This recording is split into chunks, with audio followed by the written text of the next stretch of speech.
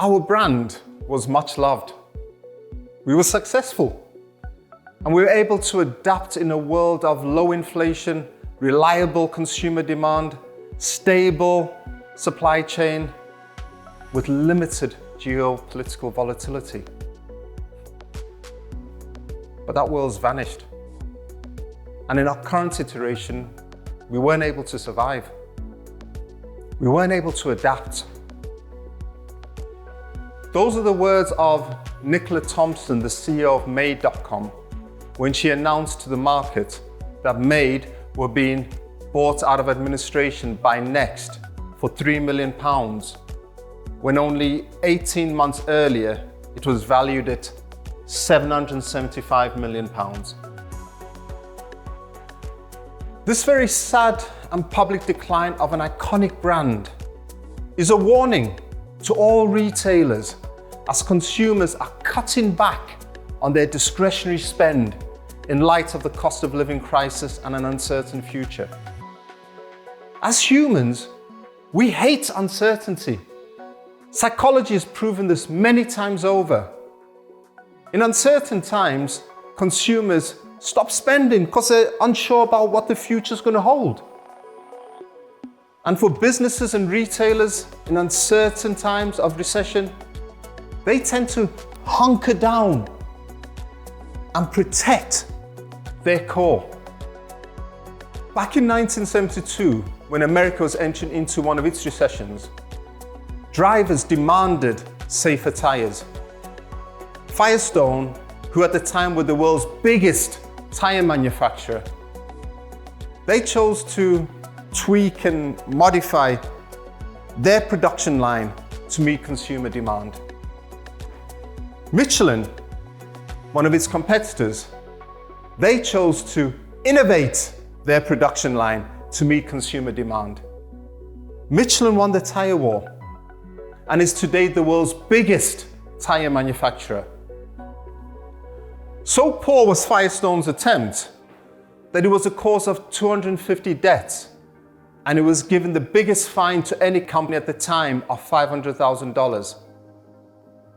Heading into an uncertain recessionary time, Firestone thought it couldn't afford to innovate.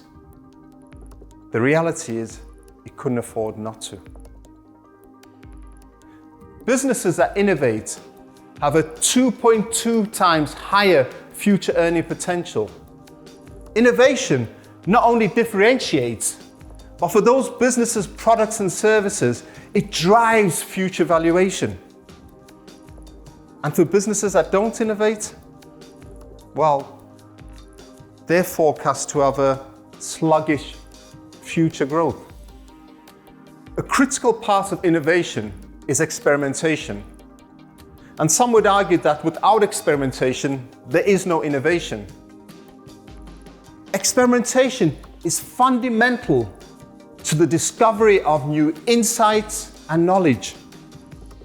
And in relation to innovation, experimentation can be seen as a search for new value. And right now, in this uncertain time, this new value is so desperately, desperately needed by retailers. So, what does this new value look like? Well, it looks like this.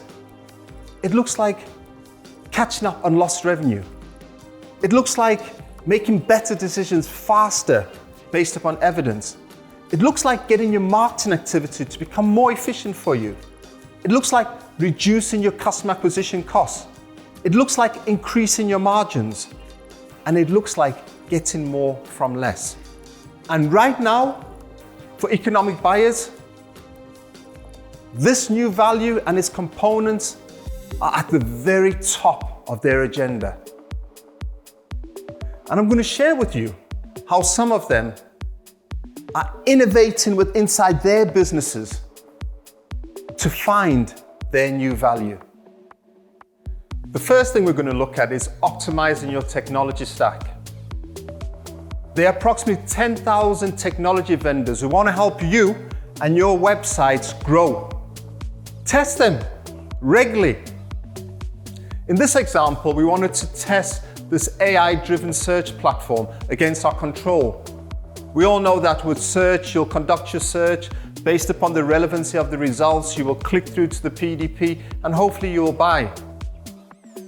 This AI-driven search platform allowed you to speak, type, upload images, and it deemed that its results would be more accurate, give a better customer experience that would ultimately increase the sales. So we tested it, and it did. It gave a better experience, it brought more sales, it reduced the customer acquisition costs, and ultimately it earned its right to be on the site. In this other example, we know that with inside this client, those customers that buy in store have a higher average order value than those customers who purchase online. So we wanted to drive more online customers in store. So we tested click and collect, and we moved it from within inside the checkout onto the basket and onto the product detail page. When they selected this, they were then asked to select the nearest store.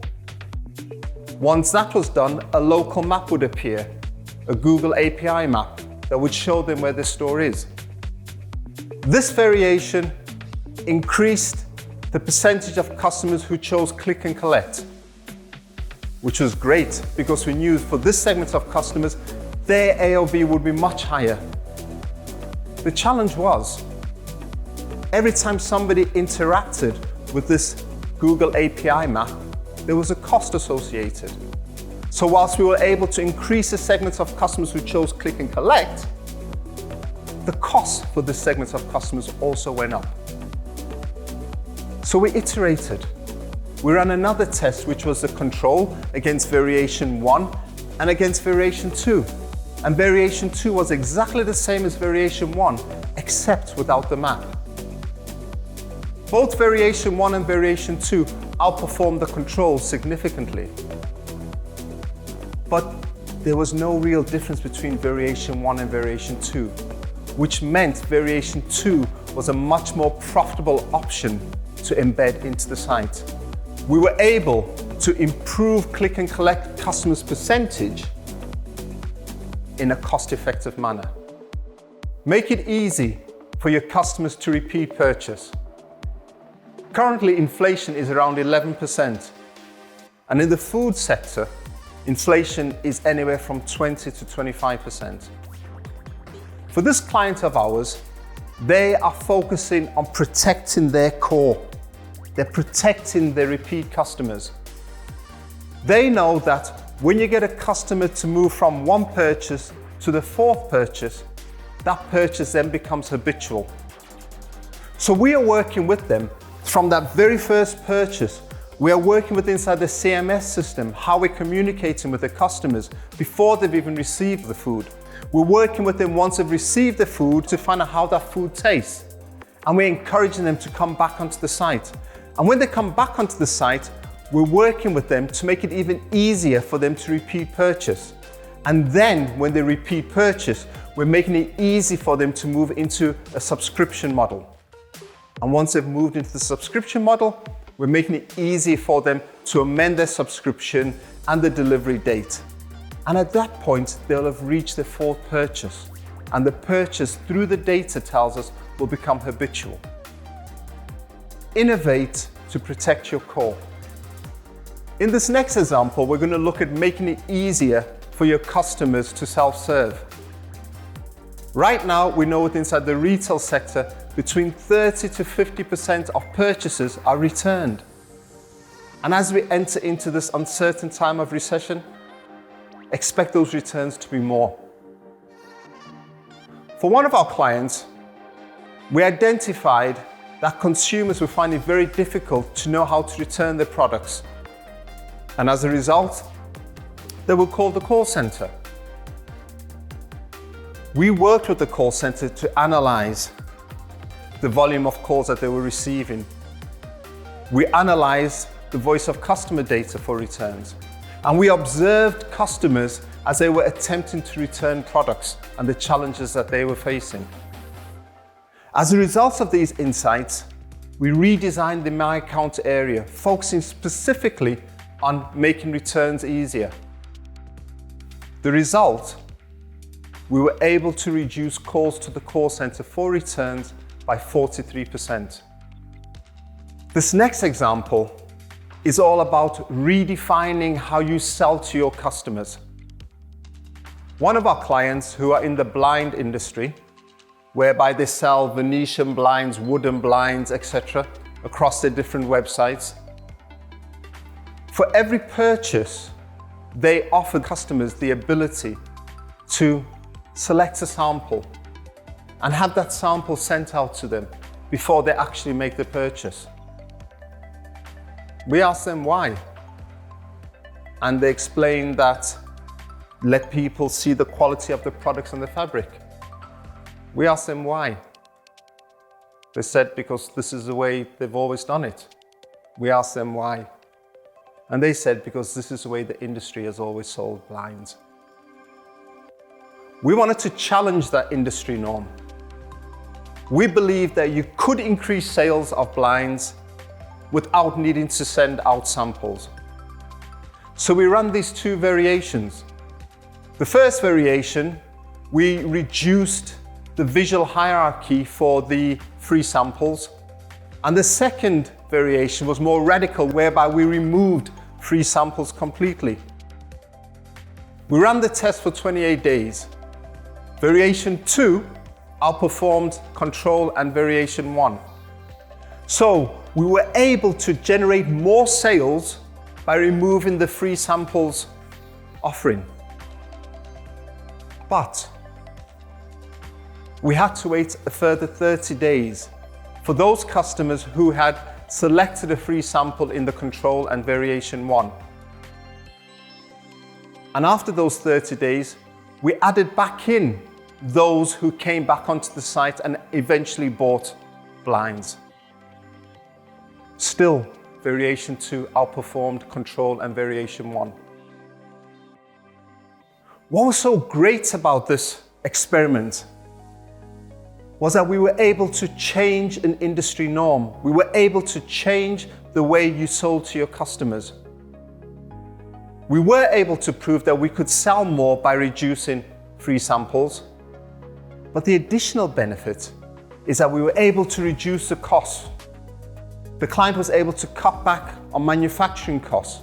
They were able to cut back on stationery costs. They were able to cut back on postage costs.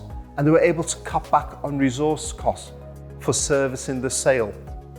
We were able to get them more for less. When we think of innovation, we think of building something amazing, brand new. We think of brands such as Amazon, Tesla, SpaceX, Google. And these brands, they do build new things which are fantastic. But for the majority of businesses, like the examples I've shared, that isn't what innovation is. For these brands and many, many others, they are working with what they have. And they are making small, calculated, incremental steps that are producing exponential growth.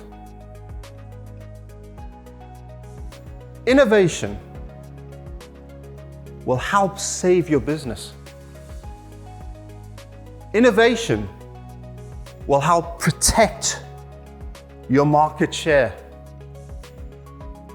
Innovation will accelerate your growth in this challenging economic climate.